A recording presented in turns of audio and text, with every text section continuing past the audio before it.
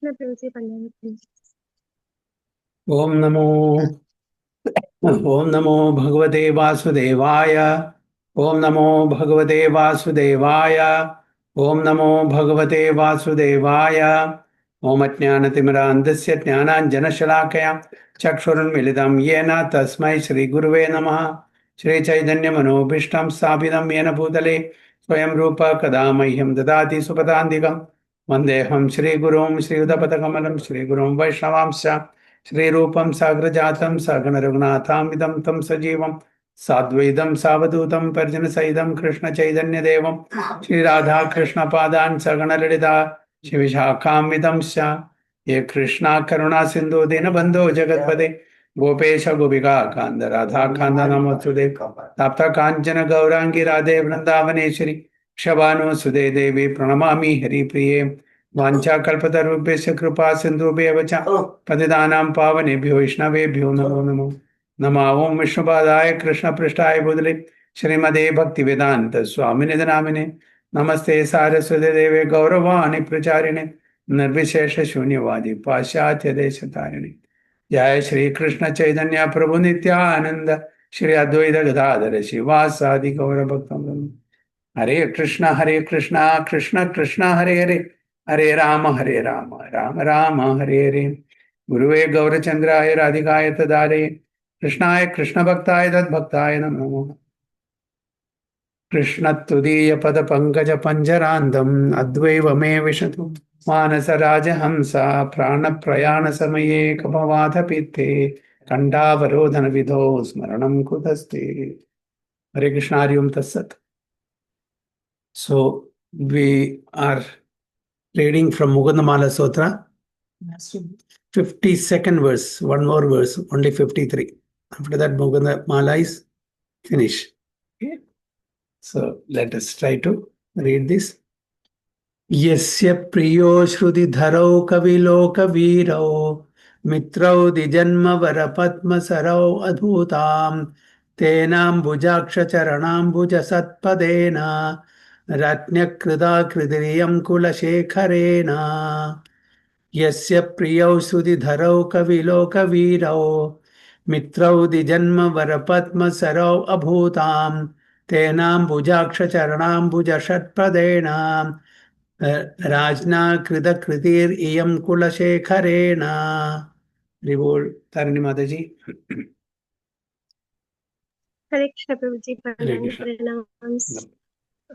Yashe Priyau Shruti Kavilo Kavirau Mritrau Divi Janma Vara Padma Sharau Abhutam Tena Bujaksha Sharanam Bujasatpatena Rajna Krita Kriti Iyam Kulashekharena.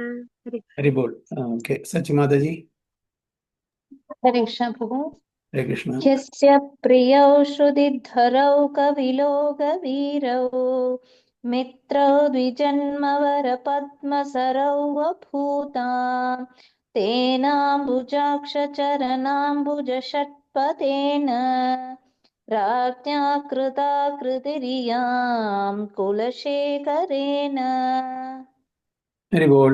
Translation also please read Mataji. Translation. This work was composed by King Kulashekara, a bee at the lotus feet of the lotus-eyed Lord. The king's two beloved friends are the twin stems of the exquisite lotus of the Brahmana community, expert Vedic scholars, renowned as leaders of the community of poets. Haribol. This work was composed by King Kulashekara, a bee at the lotus feet of lotus-eyed Lord. The king's two beloved friends are the twin stems of the exquisite lotus of the Brahmana community, expert Vedic scholars renowned as leaders of the community of poets. Okay. So this beautiful composition is by whom? By King Kulashekara. It's a Mukundmala. It's a garland that is offered to Lord Mukunda. Okay, who is Mukunda? One who grants mukti. What is that? One who grants mukti. Yes, one who grants mukti. Okay, mukti pradayaka.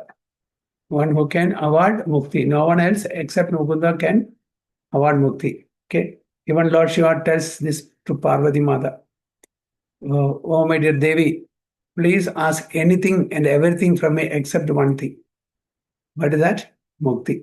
Who can award mukti? Only Mukunda can award mukti. So this is a mala composed of gems or pearls or whatever you want to say. It's all glorification of the Supreme Personality of Godhead. Kulashekara has made a beautiful necklace or garland to glorify the Supreme Personality of Godhead, Lord Mukunda. That's why it is named as Mukundmala. And here he says, and who is he? A bee at the lotus feet of the lotus idol. That is a speciality, the honeybee, even if it goes to a dirty place, a rubbish place, if there is a flower or if there is a plant with flowers, it will take only the honey from that. It will just ignore the surrounding, the rubbish. Okay. Whereas if a mosquito goes there, even if there is a beautiful flower, fragrant flower with honey dripping from that, what the mosquito will do? It will go on the rubbish and take only dirt. So here, in this material world, there may be many unwanted things. A devotee will ignore everything. Okay? A devotee will take only the best part of it, the honey, what is available, and the devotee will ignore all unwanted things which is not connected to Krishna. So the life and soul of a devotee is Krishna. Without Krishna, the life is zero for devotee. So if Krishna is there, everything is there. Without Krishna, your name, your fame, your position, your possession, your friends, your relatives, all are meaningless, worthless. So the moment Krishna left this material world, Arjuna felt vacant in his heart. Yudhishthira Maharaj felt vacant in his heart. So there was no meaning for their life. Okay. It is just like this. There is a beautiful palace. Okay, suppose let's imagine we have a beautiful palace. So it's fully ornated, decorated, and it has all the appliances required. So all the facilities required. Yeah, there are beautiful home theater system, TVs, household appliances, everything is there. Okay, there are beautiful decoration of lights. Everything is there.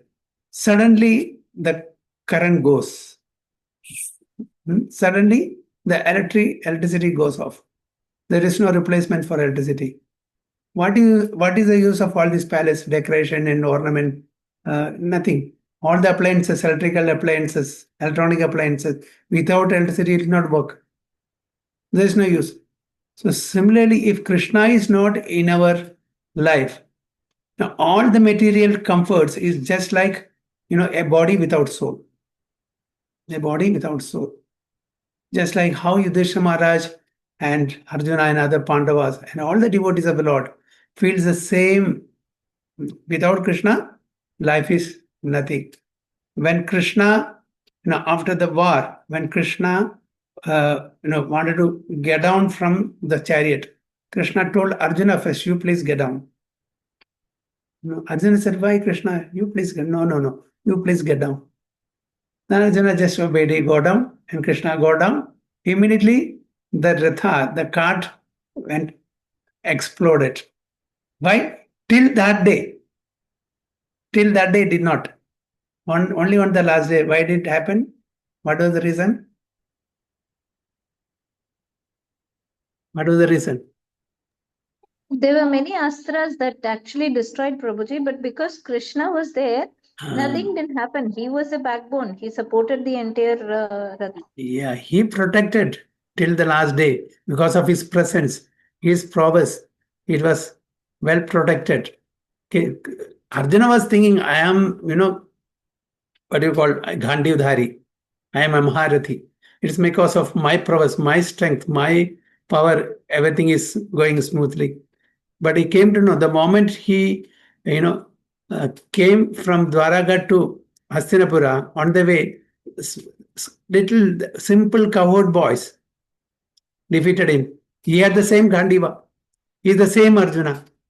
Okay, but he was defeated.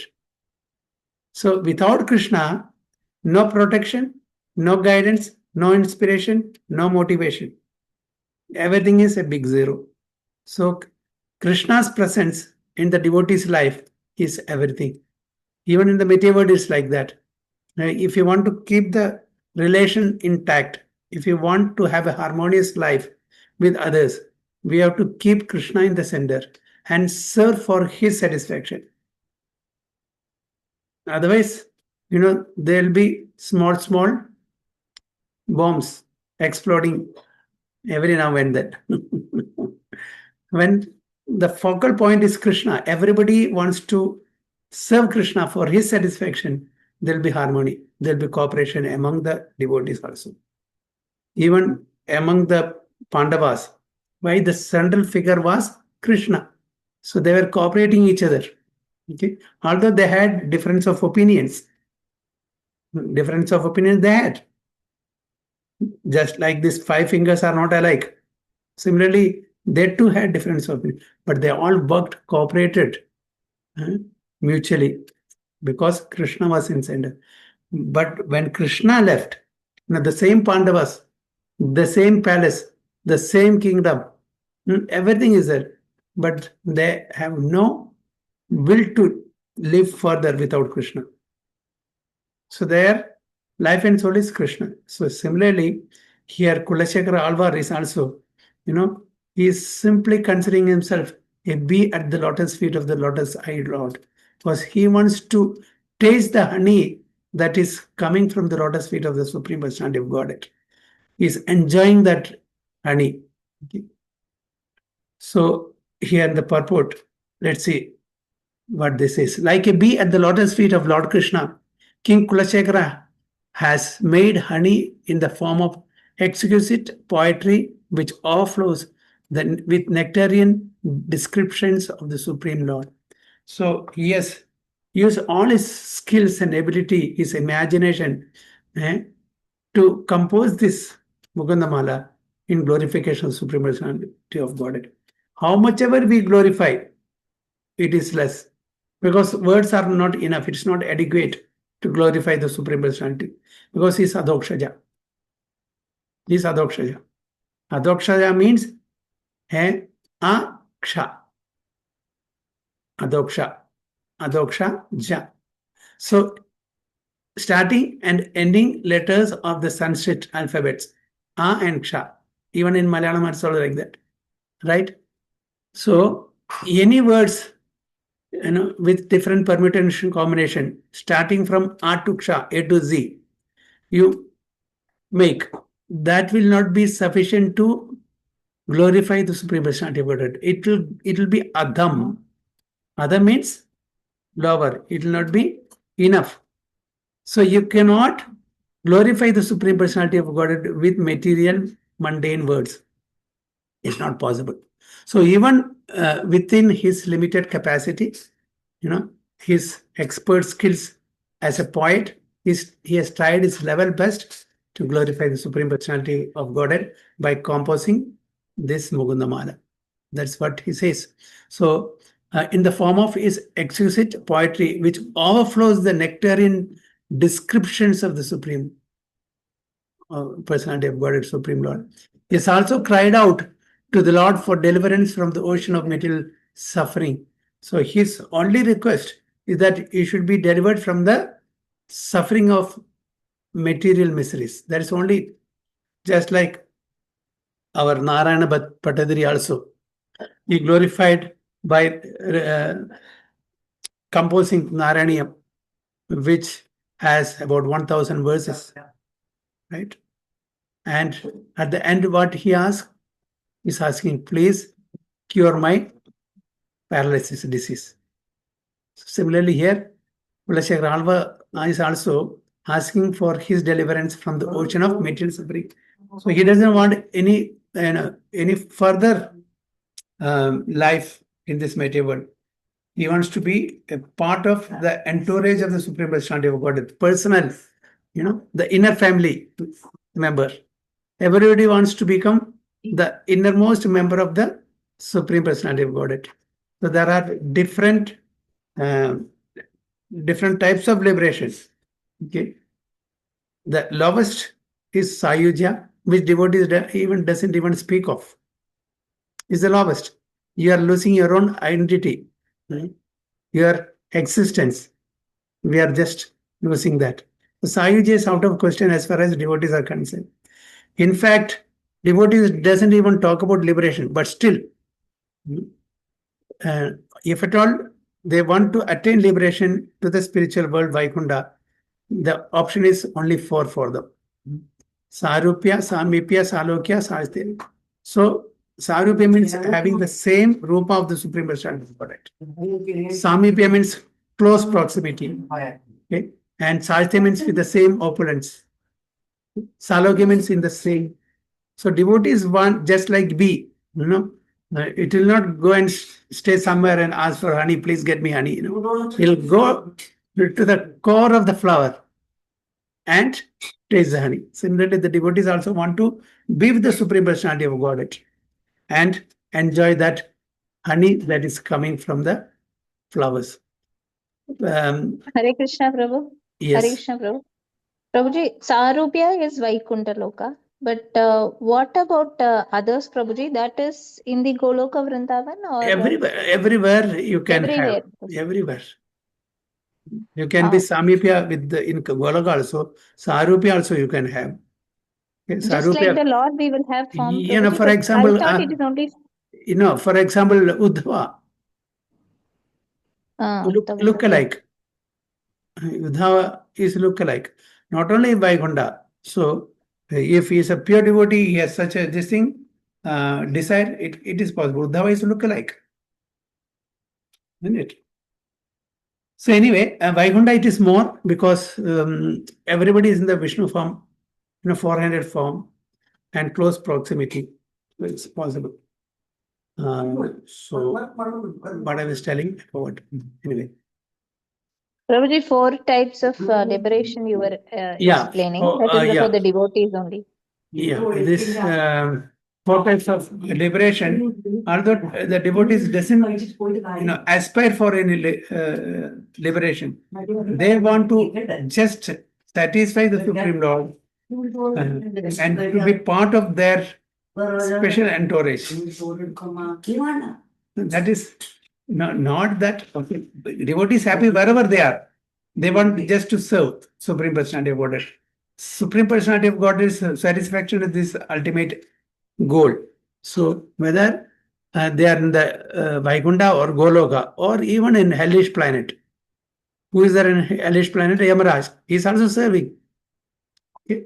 Yamaraj is not within the close proximity. He is serving. He is a Mahajana. He is happy, isn't it? Although that it's a thankless job. What Yamaraj is doing is a thankless job. If we are allotted that portfolio, will we accept? So this is called seva. This is called seva. Without, so we choose seva. Okay? We only give the result. Pure devotees, they even submit themselves. Not only the result, but the work itself is given to the Supreme Personality of Godhead for his satisfaction. That's pure devotee. He will not choose. So as far as we are concerned, I will do only this seva. I will do flower seva. I will do garden seva. I will do decorant seva. I will do, preaching seva. I will do that. But menial services, no. Sorry, Prabhuji. I cannot do that. Hare Krishna, Prabhuji. Related to this, today I was reading from Srila Prabhupada's instruction. Prabhupada is telling, like, whenever any seva is given, be it menial or high, whatever it is, once they give, it is from the spiritual master. Yeah. You will accept it. You will not say no, because once you say no, the same kind of seva will never come to you. So whatever the spiritual master says, you accept. Yeah, that's in the spiritual platform, there is no higher, lower. There is no big or small. Seva is seva. Even the squirrel, as far as Lord Rama is concerned, it is the same seva. It is equal to what Hanuman is doing. Squirrel may be taking few grains of sand and filling the, what you call, Sedu Bandhan. And Hanuman may be taking the whole mountain and helping the bridge to be constructed. Okay. But in the eyes of Lord Ram, both are same. Bhava is important. Yes. So the devotee may be, cleaning a toilet or sweeping the temple floor, or other devotee may be preaching, or other devotee may be doing the deity worship. So as far as Krishna is concerned, the Supreme Lord is concerned, all are equal. It is only in the material plane, in the material world, it's higher or lower. There, it's not there. In the spiritual plane, everything is same. Everything is seva. At the end of the day, it is the satisfaction of Supreme Lord. That is what devotees aspiring for. So what I was going to say, that we want to do seva, want to give the result, but we choose the seva. It is, I don't like this seva, I don't like that seva, I want to do this seva. So it is not a complete surrender. So as you rightly said, any seva for that matter, we should be able to willingly execute it, provided we are good at it. If we are not good, if we are not capable, yes, definitely we can say we cannot do. But still, if it is given, the order is given by a superior authority, a spiritual master, he knows or she knows that this devotee can do that. That's why they are instructing. The spiritual masters know the capacity and skill of the devotee. Accordingly, they will. Prabhupada, not only that, even if they don't know, the spiritual master empowers the devotee or the disciple. So he will be able to do. So Prabhupada says that when the instruction is given by the spiritual master, the empowerment also goes along with that, so that the disciple can do it very nicely. So when Prabhupada says, you go to UK, go to Australia, go to New Zealand, open a center, they're all just neophyte devotees, 6 months, 1 year, 2 years max, not beyond that. So they are being instructed to go to far off places and start center on their own. So if that devotee thinks that it's all because of my ability, my strength, my power, will they be able to do that? No. Because Prabhupada empowers them. And because of Prabhupada's empowerment, his mercy, they are able to do what they have done. Otherwise, it's not possible. And they agreed. We don't know anything. No ABCD, no what you call, they are not Indians. They are totally zero in the Vedic culture. But such people have taken up this, and they have really, showed us how they can be so meticulously perfect in their seva. Whereas we Indians, having the Vedic background, some knowledge here and there, bits and pieces, we are not able to do it. Why? Because we don't have the complete surrender to the spiritual master. So once they take up, especially the Western devotees, once they give, they will give 100%. We want to keep some to us and we will not give full. So that is the Indian mentality. But devotees from the Western countries, if they are giving, they give 100%. Then, so that is their success, because they take shelter of the spiritual master. So by using a wide repertoire of metaphors, and by speaking from the depth of sincere Vaishnava feelings, he has made his readers indebted to him. He has used wide ranges of metaphors, or from different collections. Repertoire means collections of metaphors. Metaphor means examples, anecdotes, and everything. Okay, and so and by speaking from the depth of sincere Vaishnava feeling, not externally. He has gone to the depths of Vaishnava philosophy and expressed the real feelings what a Vaishnava undergoes. It's not on the surface level. So when you swim on the surface of an ocean, what you will get? You will not get anything. If you want to real the pearls, you want to go into the depths of the waters. Then only you will get the pearls. Similarly, so this is not on the surface. He has taken all these jewels, gems from the depths of Vaishnava philosophy. And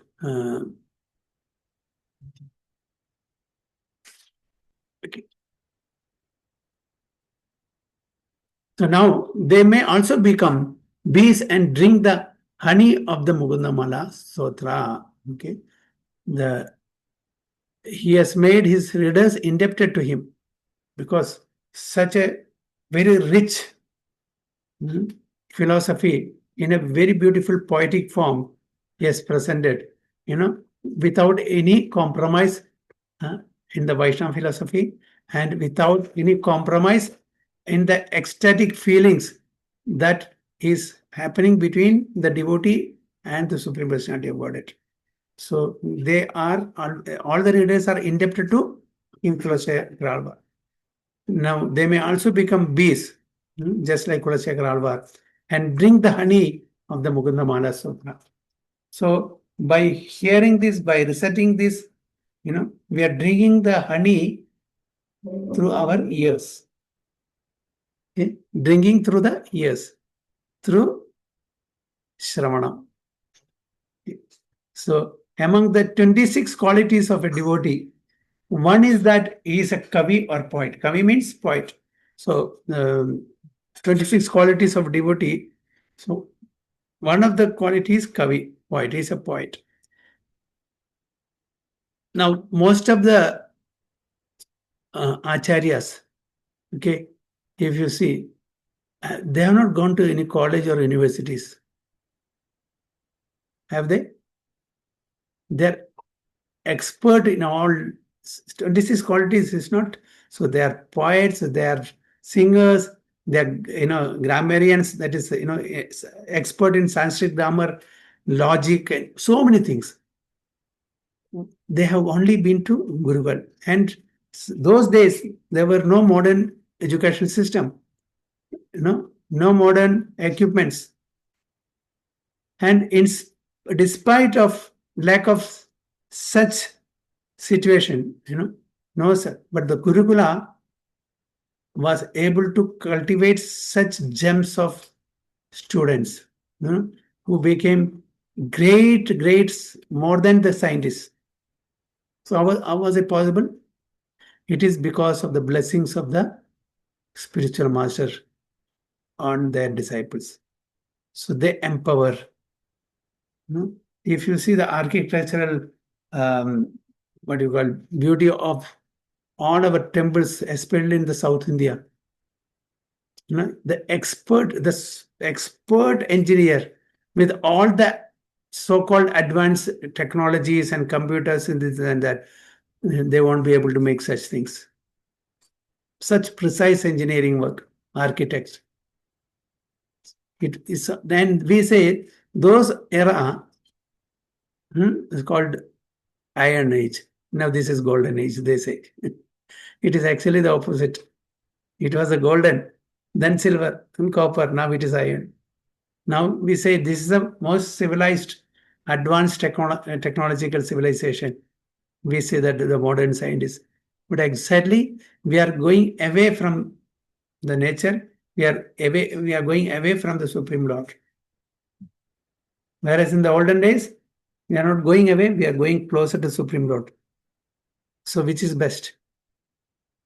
The earlier era or the present era? The present era makes us lazy, unintelligent. Now we are depending on so many gadgets nowadays. Even a small number. ChatGPT. ChatGPT. Even a small number we cannot memorize. Just ask, ask. Number. Yeah, we ask you telephone number. You have to scratch the head. So this is the But it was situation. not like that before, no, Prabhuji. We used to remember at least close friends, family number, Yeah, all numbers, everything. everything. Now everything is, the mobile is there. You ask, all the answers are there. So why you have to spoil your head? The intelligence is unused. The intelligence is unused. Previously, calculation, all mental calculation, is it? With the mind only we do. In the shopkeepers, how fast they calculate? There will be no mistake also. Like that. So nowadays, because of the so-called technological advancement, we have become lazy, we have become unintelligent. So what Bhagavatam is telling is right. Manda, Sumanda Madayo, Mandabhagya, Bhugadrida, all these negative qualities have come upon us in the age of Kali. Okay, so here, among the 26 qualities of a devotee, King Kulashekara has made, one is that he is a kavi or poet. Subject of a devotee's chanting and hearing comprises the super excellent name, form, qualities, and pastimes of Krishna. Okay. The qualified kavi receives Krishna consciousness faithfully in parampara and renders it to excellent poems and discourses. So they don't manufacture their own, philosophy. What the previous acharyas, the predecessor acharyas are given, they follow exactly the parampara system. And with their imaginary, with their intelligence, they compose in a way that is very, very palatable for the ears of the readers, the devotees. Excellent poems and discourses. Thus it is said of the Srimad Bhagavatam that it emanated from the lips of Sukadeva Goswami. So what's the speciality when it emanates from the lips of Sukadeva Goswami? Sukha means what? Parrot. What's the specialty of parrot? The parrot bites only that mango or that fruit which is the sweetest. That is the specialty of Sukha or parrot. So here, from the lotus lips of Sukadeva Goswami, whatever it is coming or emanating, it is the sweetest of all sweet. Therefore, this fruit of the desire tree of Vedic literature, okay, has become even more tasteful. Srimad Bhagavatam. Although its nectarian juice was already relishable for all, including liberated souls. So 1.1.3. This is the part of the purport. Translation. Describing the contribution of Sukadeva Goswami to the Bhagavatam, Prabhupada writes, the Vedic fruit, which is mature and ripe in knowledge, is spoken through the lips of Sri Sukadeva Goswami, who is compared to the parrot, not for his ability to recite the Bhagavatam exactly as he heard it from his learned father, but for his ability to present the work in a manner that would appeal to all classes of men. It's not only for selected people, for all classes of men.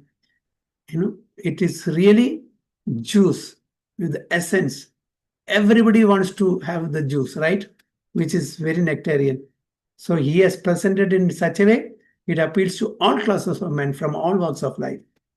Like Sukadeva, King Kulashekara has imbibed the Vedic conclusions and added them to his own taste of devotional meadows. So exactly like Sukadeva Goswami, King Kulashekara Alvar also, he has imbibed the conclusion of all the Vedas and added flavor into that in his own way, with his own poetic skills, and presented to the common general people. In his Govinda Lilamrita, Sri Krishnadas Kaviraja ends each chapter of his work with a statement similar to King Kulashekara's here. He writes, Shri Chaitanya Padaravinda Madhupa Shri Rupa Seva Phale. This book is ripened fruit of my service to Srila Rupa Goswami, who is a bumblebee relishing honey at the lotus feet of Sri Chaitanya Mahaprabhu. So in the Govinda Lilamrita, Krishnadas Kaviraj Goswami ends each chapter that my prostrated obeisances to Srila Rupa and Srila Raghunath Das Goswami. Always, all the chapter ends with that only. He does pranam to both of them, Rupa Goswami. Similarly, in the footsteps of Rupa Goswami, King Kulashekhara also has done the same thing. That's what in his Govinda Lilamrita is also composed by Krishnadas Kaviraj. So what I said is in the Chaitanya Charitamrita. Now here it is said about Govinda Lilamrita, in which he concludes each chapter glorifying who in each chapter of his work with a statement similar to King Kulashekhara here. He writes, Sri Chaitanya Padaravinda Madhupa Sri Rupa Seva Phale. This book is the ripened fruit of my service. This is the ripened fruit of my service. Whose service? Krishnadas Kaviraj Goswami's service to Srila Guru Rupa Goswami. Why is he indebted to Srila Rupa Goswami? Because he is his spiritual master. Who is a bumblebee? Who? Rupa Goswami, relishing the honey at the lotus feet of Sri Chaitanya Mahaprabhu. He has relished the honey from the lotus feet of Chaitanya Mahaprabhu directly. He got the opportunity. He was, for 10 days continuously, he got Rupa Siksha from Sri Chaitanya Mahaprabhu. And almost a year, he was in Puri with Sri Chaitanya Mahaprabhu. And because Chaitanya Mahaprabhu instructed him to go to Vrindavan, and he got some tasks to be completed. What are those? Excavate the lost Leela Sthalis of Sri Krishna. Write Bhakti literatures. Establish temples. And propagate Nama Sankirtan. These 4 tasks, all the Goswamis were given. So all of them, they did their level best, especially Rupa and Sanatana. And the amount of literary contribution that Jiva Goswami has given, no one in the history has given, nor will be there anyone in the future also. I don't think anybody can, cross his level of contribution. Even Vyasadeva is not reached that. Jiva Goswami has composed some 400 or 500,000 verses. The largest is, what is that? Mahabharata, right? 100,000 verses something. Bhagavatam is 18,000 verses. So here, our Jiva Goswami has done 400,000 plus, almost 500,000 verses.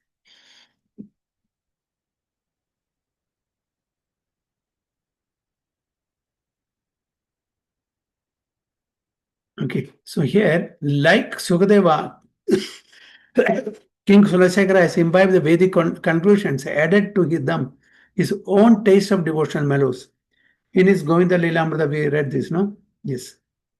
So this book is ripened fruit of my service to Srila Rupa Goswami, who is a bumblebee relishing honey at the lotus feet of Sri Chaitanya Mahaprabhu. Even our Srila Prabhupada, our Param Guru Srila Prabhupada, what he says, Sri Chaitanya Mano Vishnam Stapinam Mena Bhudale. Sri Chaitanya Mano Vishnam Stapinam Mena Bhudale. What is the desire of Chaitanya Mahaprabhu? For that purpose only.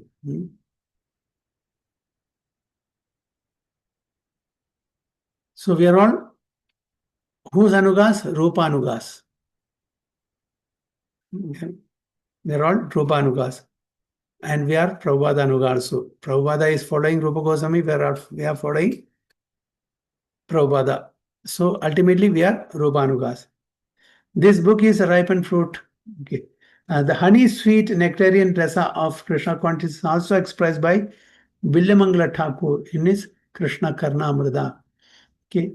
This sweet nectarian rasa of Krishna consciousness is also expressed by this very famous Vidyamangala Thakur in his very famous composition called Sri Krishna Karnamrita, which Chaitanya Mahaprabhu likes.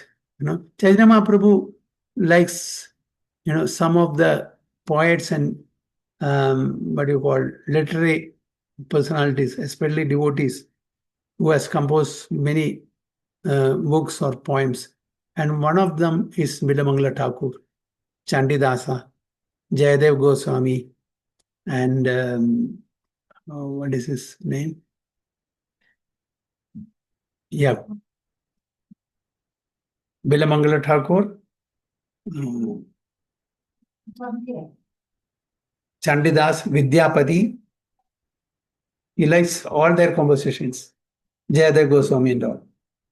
So here what Bilamangala Thakur says, Madhuram Madhuram Vapurasya Vibhor, Madhuram Madhuram Madanam Madhuram, Madhugandhi Mrudusmidam Etadaho, Madhuram Madhuram Madhuram Madhuram. All sweet, sweet, sweet, sweet. But in the material world, if you take this material sweet, we will become diabetics. But if you take this Madhuram, we'll dance in ecstasy. So that's the difference. So the material sweetness versus the spiritual sweetness. So which one we should take? Not the material sweet sugar. Okay, it is spoiling our health. We should take this sweet, and I will forget everything, all the miseries of the material world, and you will be dancing in ecstasy, like Chaitanya Mahaprabhu, how he dances, and other acharyas and devotees dances in ecstasy. We'll also become mad in love for Krishna, then dance. So this tangible body of Krishna is for the body. Material sweetness is for the body, and spiritual sweetness is for the soul. So this tangible body of Krishna is very sweet, and his face is even sweeter, but his soft smile, which has a fragrance of honey, is sweeter still. So that is this thing. Madhuram Madhuram Madhurasya Vibhor. Tangible body of Krishna is very sweet, and his face is even sweeter, but his soft smile, which has the fragrance of honey, is sweeter still. Okay. Hare Krishna. Hari Bol. Mancha kalpatarubhyasya kripa sindhubhya vacha पतितानां पावनेभ्यो वैष्णवेभ्यो नमो अनंत कोटि वैष्णव की जय श्रील प्रभुपाद की जय गुरु महाराज की जय निताय गो प्रेमानंदे हरि हरि बोल हरे कृष्णा